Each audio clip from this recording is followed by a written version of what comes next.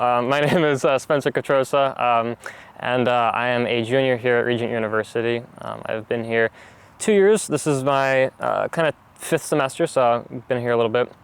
I originally was going here for business, and I switched to computer science recently for a variety of reasons, but it's actually all tied into my testimony, kind of, which is kind of wonderful. I started off, and I think where this should begin is my journey of going to college in the first place. I was originally going to go to a community college after I graduated. I kind of didn't have my eyes set on following God. I wasn't really looking to do anything, following the Lord, really. I was going for business, and I was like, I want to make money, I want to get rich, and then I want to go live by myself and kind of, just say, don't care about the world, I'm just going to go live my own life. And that is not what we're called to do as Christians. And I kind of needed to wake up to that reality.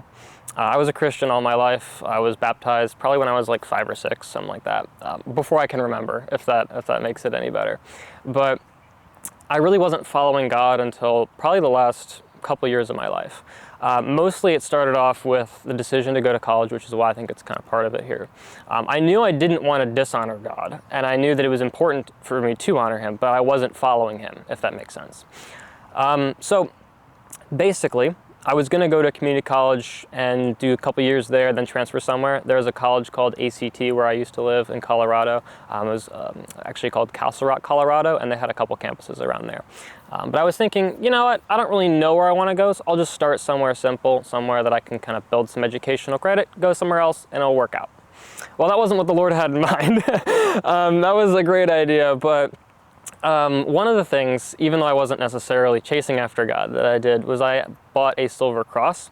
Not because I thought it had any power or meaning, but just because I thought I'll wear a cross to remind myself that I serve God and that others can be reminded that I serve God. And that was it. And I wanted to tour the college to, see how it was going to go before I actually went there. So I visited it with my mom. I was doing some homeschool stuff there. They had some rooms, and it was just better than being at home, so we went to the college. And that was fun.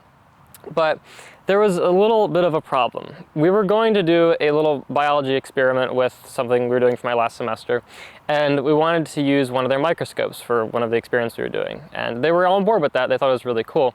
But one of the teachers who was teaching biology, I'm sure it wasn't a Christian form of biology like my mom taught me, but one of the teachers, she had like the pride flag wrist cuff and, the pink hair and all that. And, that's fine. I don't care what people's appearance are. We're not supposed to judge anyone's walk with the Lord in any step of their life.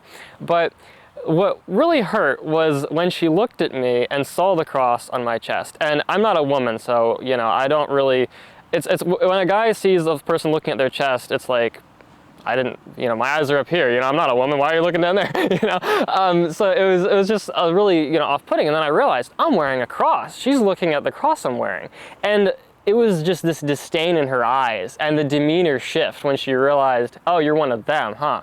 And I'm like, do I really want to go to a college that not only doesn't honor God, but so much disrespects, dishonors, and hates Him? Do I want to go somewhere that honors Him, or do I want to go here? And I'm like, can't go here, even if I'm not chasing after the Lord right now, even if I'm not chasing after the Lord right now, I know for a fact I need to go somewhere better than that.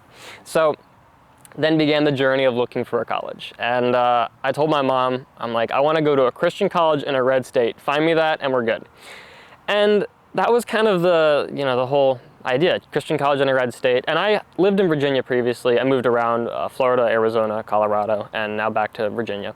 But I lived in Nova for a little bit. And at that time, Colorado was definitely blue, but Virginia was also a blue state until the Governor Glenn Youngkin got elected, and then the red wave took over. So it was red just because the election happened, and I'm like, fine, I guess it counts. So she was looking at colleges in Virginia, and I had a friend who used to go here. His name is Nathan Schaufler. He's a graduate now, he's married. His younger brother, who I know very well, Daniel Schaufler, is around here too, and he's pretty cool. But they went to Regent, and I was like, that's probably an interesting school. I should at least check it out. And he's now like a minister. He actually has a whole testimony to himself, and I'm not going to go into that, but he's an amazing man of God. And the transformation that's happened in his life is crazy. So I'm like, I guess this college could work. It has a great business degree, actually one of the best business degrees. Let's give it a shot. Let's look into it. So we check out the website. I apply. Within 3 days, I am accepted and going to Regent University. When the Lord opens the door in your life, that door is open. I mean, like, when God moves, you can tell when he moves. That college, the whole experience of not going to college to not only having a college, deciding to go to college, being accepted to a college, and like gonna be there in a couple of months, all in like, you know, instant. It was crazy. It was really a wonderful moment where I'm like, this is definitely the path that God has for me. And it took me deciding I wanted to serve God in my life. And that was kind of one of the first decisions that really made that happen. That's, you know, the college story. Getting here though, the work was not finished in my life, not even close to finished. I've had several different issues in my life, predominantly with lust. I think I started looking at pornography when I was 12, and that really influenced me in a very negative way. But the Lord is good, and progressively through being at college, I've had many milestones in my life that helped me break free from that. And actually, at the end of the summer, I was able to get victory over it finally, and I've been, I think it's like 2 or 3 months now, and it's been a miracle. And it only took deciding that I'm going to make God more important than myself. I'm going to sacrifice, and I'm going to pick up my cross and follow him, and I'm going to leave all of what I want, dying to self, at the foot of the cross. And that's the transition that I really needed to find in my life. And if I was to say it was easy, well, it was absolutely not easy. The amount of pain that it's brought me through is incredible, but you never fail God's tests. You keep taking them until you pass them. And I think that as I've grown in my relationship with God, as I've gotten closer to him and realized how important he is, it's shown that he will open doors in my life, and all it takes is my surrendering. And that's just kind of probably the biggest core of my relationship with God. There's actually a couple things that I'm still looking to do. I want to get rebaptized, not that I feel like that's required for salvation, but because I feel like it's so important to me to show that I am a changed man. Not that I'm not the same person who said when he was a kid, I want to follow God, let me get baptized. I'm still that man, but I have a much deeper, different relationship with God. I didn't have the understanding to choose him then. I do now, and I choose him now. And that's, you know, that's made all the difference. And, you know, confession, making him Lord, surrendering yourself so he can be Lord. I mean, that's what's been the path of my salvation. So, how did you encounter God at the beginning? I know you said that you were baptized when you were about 5-ish. When did Jesus start to become real to you? That's a great question. Jesus was always real to me to some level, but there were certain points at which he became more real to me, and I'll trace back as long as I can remember. I always knew there was a God. I had questions too big for this world to say evolution was the answer for. You know, like, who made the universe? Why is it here? Why am I here? What's my purpose in life? And you can't get those answers from evolution. At least I couldn't get satisfactory answers from that. There was a couple moments that God became really real to me. The first one, it was probably before I was baptized, but I was very, very young. I was reading a children's book, and there's a bunch of them. I don't remember what it's called, but they're about children's Bible stories. And this one was about the Garden of Eden. And there's many different interpretations of the Garden of Eden, but the one and the point of the story that stuck out to me the most was when God casts them out of the garden, and he puts the angels guarding it with their flaming swords.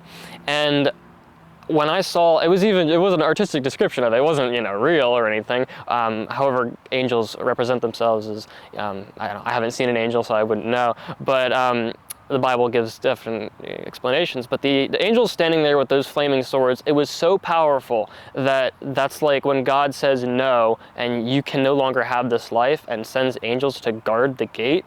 And they're like the most magnificent, powerful creatures. Like, that's power right there. When God says something and something happens, that's power. And that was like, that's God's power? I want to serve a God like that. That's what God is. That's amazing. And that was probably the first time God became real to me.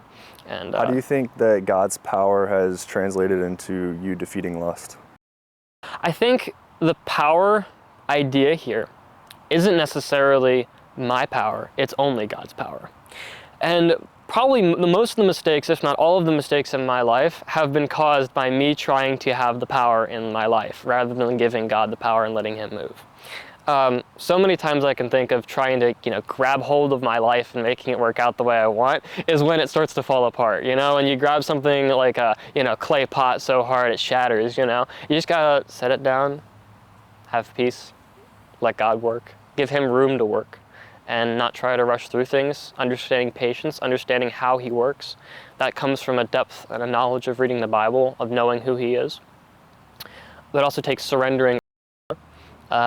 Something that my dad's always kind of brought up as a way of understanding God is that when Jesus says, "Are not you your own gods?" In one of the parables, and the Pharisees want to kill him.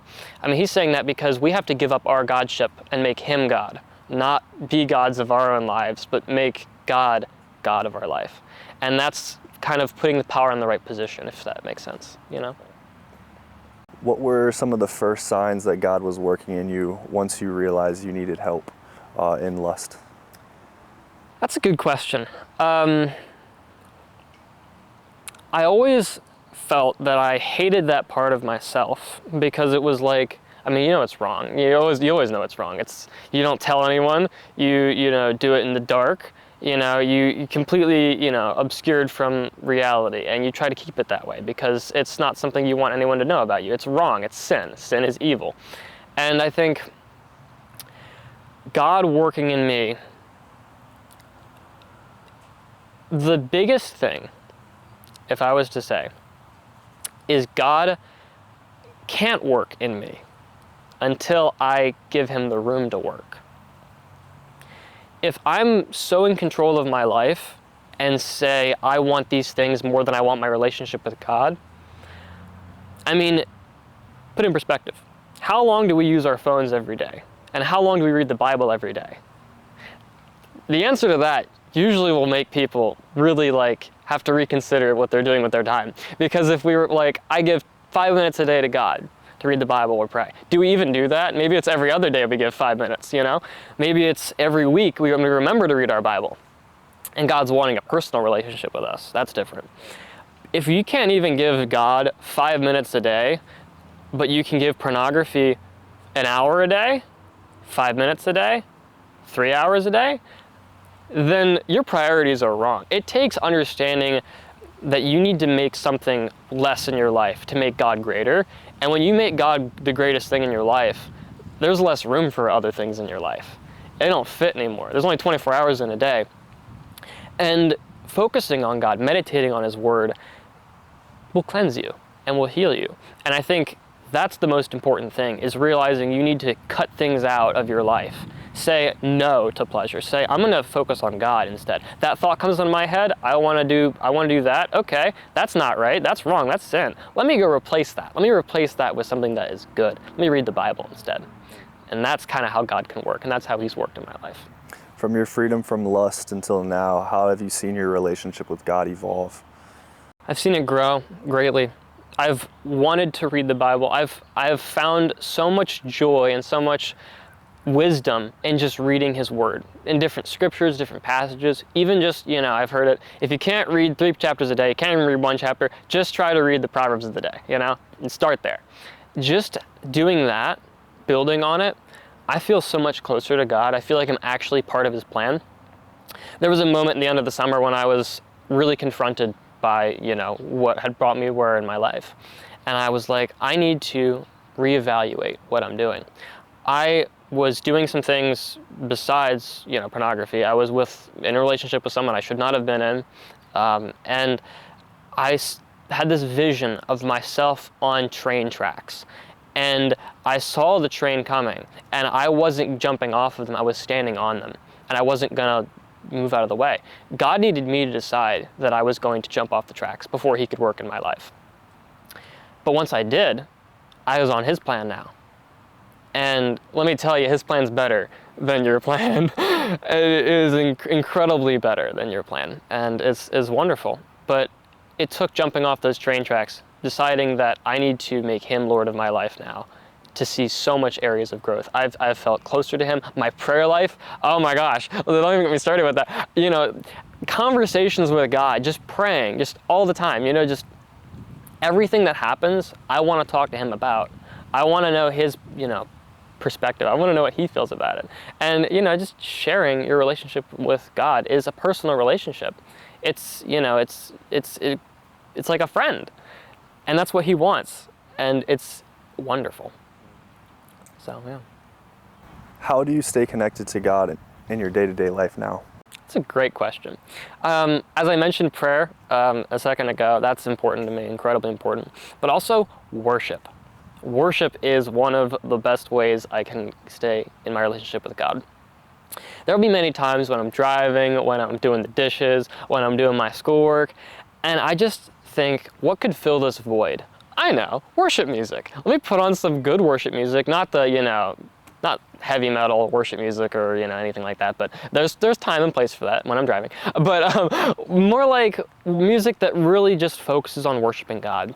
And not that you can't have other music in your life. I like a variety of music, but when I remember, when it's like a lull, when it's an empty space, I can replace that with worshiping God and prayer and reading the Bible. And I just feel like remembering to worship God as much as I pray, seek Him, is so important. And that's just a day-to-day kind of thing. Put on a song, it takes 3.5 minutes out of your life to worship God. And usually that turns into like 30. So, that's a great way to remember to worship God. What role does your faith play in your current challenges and victories? That's a really good question. There's a fly right there. That's a really good question. Faith is the substance of things hoped for, the evidence of things unseen. I think I got that right. No, I think that's right, yeah. That's what faith is. But faith's a lot more than that too. Faith is not just faith that there is a God. It's faith that He's good. Faith that He has good plans for you. Faith that even though what you're doing right now isn't fun or isn't enjoyable, is still for His glory and will be for good. That's a different level of faith. Faith that when you don't hear an answer, you can still know He's good and you can still trust His plan. Faith that when you pray to God in the middle of the night and you say, I can't do it anymore, I need help, and you don't feel like He's answering you, to know that He is still working in your life and that He is still there. That's faith, radical faith. And that's how I feel like it's understanding that God's purpose is good, even if it doesn't seem like it. And it's trusting that He is going to get you where you're going to go. There's a lot of other analogies I could give, but I think that one really, really hits it on the head right there. So, what advice would you give someone who is dealing with lust? It's a really good question. As someone who looked for advice, looked for answers for the longest time, the journey and the testimony that you're going to have with lust is different for everyone. There's not like a, one-size-fits-all solution, but there is, at the same time, kind of a one-size-fits-all. And that is making God more important than the idols in your life. Lust is an idol. It is probably one of the biggest idols in the world. It's scientifically known as the most addictive thing in the world. It's beyond any drug. Just pornography itself is like the worst drug ever. What it does to your brain is awful. The best advice I could give, focus on God more than you focus on yourself. Because that's going to lead you anywhere you need to go. Because there's one road to freedom, and God is that road. There's not a, try to do it less and focus on God more. There's not a, just, read your Bible. There's not just, worship God whenever the thought comes. No, there's a make God more. That's what it costs. It costs, what does it say? The salvation is like the pearl of great price that He found at the market, and it cost everything that He owned to buy it. That goes both ways. Jesus, it cost everything He had in heaven to buy us, and for us, it costs everything we have to buy Him. And it goes both ways in that street. But if you're holding on to, one hand is pornography and one hand is God, well, God costs everything. You've got to drop some stuff, So yeah. Make room for God, drop things, and make Him more important until other things fade away. That'd be my best advice. Thank you, Spencer. Absolutely. Thank you for having me, Wesley.